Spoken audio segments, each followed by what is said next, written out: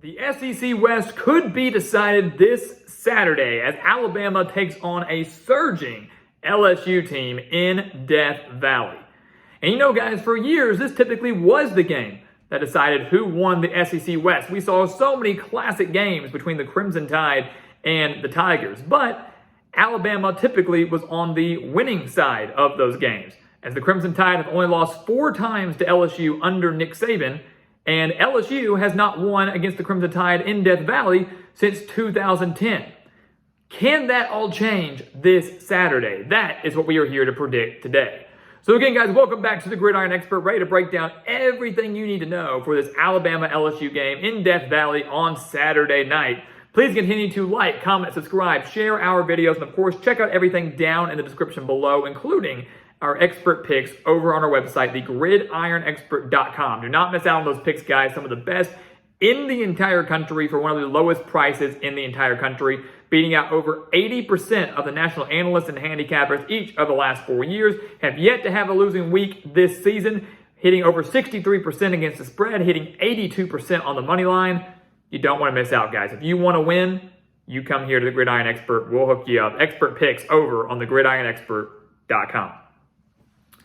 So let's take a look at this game, guys. I mean, it's a game that was kind of surprising. You know, I don't think many people thought that LSU would be in the hunt for an SEC West crown at this point in the season.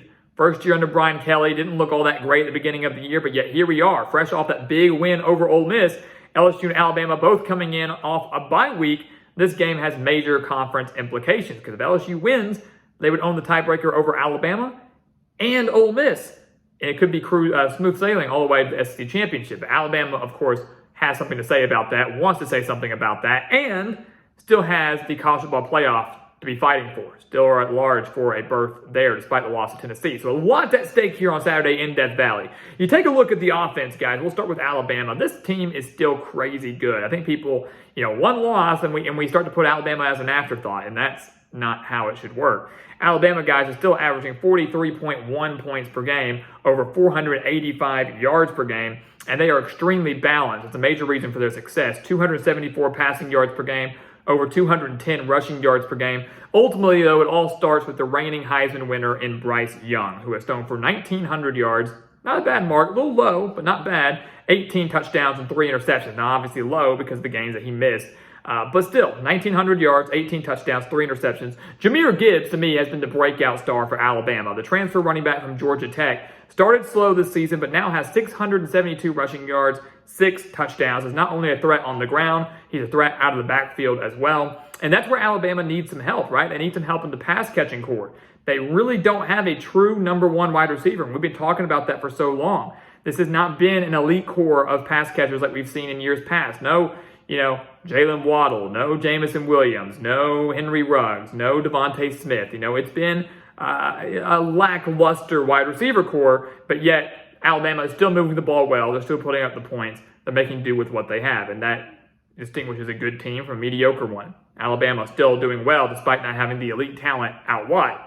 You take a look at LSU, this offense has come to life in Baton Rouge. After a relatively slow start, they're averaging 35.1 points per game, and Jayden Daniels has been phenomenal. The Arizona State transfer quarterback, guys, has come in here, and again, after a slow start, now has over 1,800 passing yards, 12 touchdowns, just 1 interception. That's it, taking good care of the football. Hendon Hooker also only has 1 interception, just putting up a lot better stats than Jayden Daniels. He's also, guys, Jayden Daniels, the leading rusher for LSU so far this season. 524 rushing yards for Daniels and 9 touchdowns. So his dual threat ability is something that defenses have to account for. And it's one that could give Alabama some issues on Saturday. Got to account for the dual threat capability. Obviously, being able to run is a way to beat Alabama. Alabama more vulnerable through the air, but you need to find a way to remain balanced. If you can run the ball effectively against Alabama, you have a very good shot to win the game. Outside of Jayden Daniels, guys, who pretty much is the LSU offense, they have Josh Williams at running back. He's the number 2 back, or the number 2 in terms of yardage. Daniels is first, Williams behind him with 305 and 4 touchdowns. Malik Neighbors is the number 1 wide receiver with 455 yards and a touchdown. Still got Kayshon Boutte out there as well. Hasn't put up the numbers we thought he would. Hasn't been as involved as we thought he would, but still a dangerous threat anytime that he is out there on the field. LSU's offense quickly coming together might have what it takes to exploit this Alabama defense. But to do so, like we mentioned, they either have to remain balanced or just ditch the run and focus solely on the pass, because you do not beat Alabama by running the ball. The Crimson Tide are always solid against the run. This year, only allowing 93.9 rushing yards per game. And so far this year, they haven't been fazed much by dual threat quarterbacks. They faced two legitimate ones in KJ Jefferson at Arkansas and Hendon Hooker at Tennessee. They only allowed 38 rushing yards to Jefferson, only 56 rushing yards to Hooker. Again, to beat Alabama, kind of like Tennessee did, you have to throw the ball. That is how Tennessee won the game, by airing it out, but also having Bama beat themselves with penalties, turnovers, etc. But airing it out is what they have to do. They're going to they need to rely, LSU, on Jayden Daniels to throw and take good care of the football. Alabama gives up over 200 passing yards per game, and again, that is their one weakness. So if they can do that, and Jayden Daniels is able to escape the pocket a little bit to extend the plays, and LSU can continuously move the ball without really having to rely so much on their running backs. They haven't done that much this season anyways. They've got a chance, but of course, it's a lot to ask for, especially facing an Alabama team coming off a bye week and a lot of time to correct those issues that have kind of plagued them so far this year with the poor performance against Texas and Texas A&M and Tennessee. You take a look at LSU's defense, guys. They're not bad either. Again, people kind of wrote them off a little bit. They're still putting up pretty solid numbers, 21.1 points per game. That's all they're allowing. 204.3 passing yards per game and 142 on the ground. That number on the ground is what concerns me the most, because if Alabama can remain balanced, this game is over already for LSU.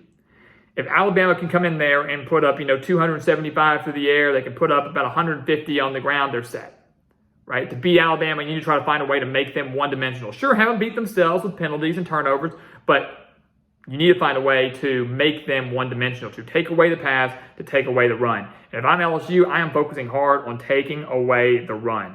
Find a way to take it away and force Bryce Young with a relatively, again, lackluster core of wide receivers to win the game through the air. Can he do it? Yes, he can. It's going to be a little bit tougher, though, if they're not having a field day up front at the line of scrimmage with their ground game. LSU, guys, has done a pretty good job with turnovers and creating pressure. 17 sacks on the year for the Tigers, 13 turnovers that they have forced. They held Ole Miss to just 117 rushing yards. That was kind of a strength for the Rebels. Held them to just 117. They held Mississippi State, whose strength is throwing the ball, held them to just 214 passing yards. Bama doing a very good job against the air raid, too. The Crimson Tide beating the Bulldogs 30-6 right before the bye week. What LSU also did in those big wins against Mississippi State and Ole Miss, arguably the biggest wins for the Tigers so far this year, is not only did they take away and limit the team's strength. Ole Miss, the strength was running. They limited that. Mississippi State, strength was passing. They limited that. They also won the turnover battle. So like we mentioned, you need to try to force Alabama to beat themselves, but more specifically, if I'm LSU, I'm trying to force Bryce Young to do it all. I'm trying to force Bryce Young to win the game by himself. That's how LSU wins on Saturday in Death Valley, is if they limit the run game, force Alabama into second, third, and long situations, get a couple turnovers, and force Bryce Young to put the whole team on his back. Very similar to what Jayden Daniels has had to do for the Tigers offense for most of this season. So what is going to happen, guys, in Death Valley? A place where LSU has not defeated Alabama since 2010. Last year, the Tigers came close, right? In Tuscaloosa, the Tigers nearly pulled off the upset, only losing to Alabama 20-14. And I do think that we could be in store for another relatively close game, a surprising close game. Both teams off a bye week. LSU light years better than they were last year, riding the high from that Ole Miss victory. Know they actually have something to play for. Brian Kelly doing some great work already just in year one down in Baton Rouge. But ultimately, guys, Alabama, to me, has the edge. To me, they still own the offensive edge. They own the slight defensive edge. They don't own home field advantage, but clearly they have never been afraid to play in Death Valley under Nick Saban, unlike some other teams. Death Valley doesn't really faze the Crimson Tide. I think this game is close for a while, guys, but in the second half, Alabama pulls away. It's the Bama defense that comes through clutch in this game. They pull away late third quarter, early fourth, and easily could set up another SEC West title game the next week at Ole Miss. This game could decide it if LSU wins. If not, and Alabama wins the next week in Oxford, that could be the game that decides the West when the Crimson Tide take on Lane Kiffin and the Rebels in Oxford. So guys, as always, thank you so much for watching us here at the Gridiron Expert on YouTube. Make sure to continue to like, comment, subscribe, share our videos, and of course, check out everything down in the description below, including those expert picks over on our website, thegridironexpert.com. Some of the best college football and NFL spread picks in the entire country. Make sure to go check them out. Sign up today and become a part of our GE Nation. And once again, guys, as always, thank you so much for watching, and we'll see you next time right here on the Gridiron Expert.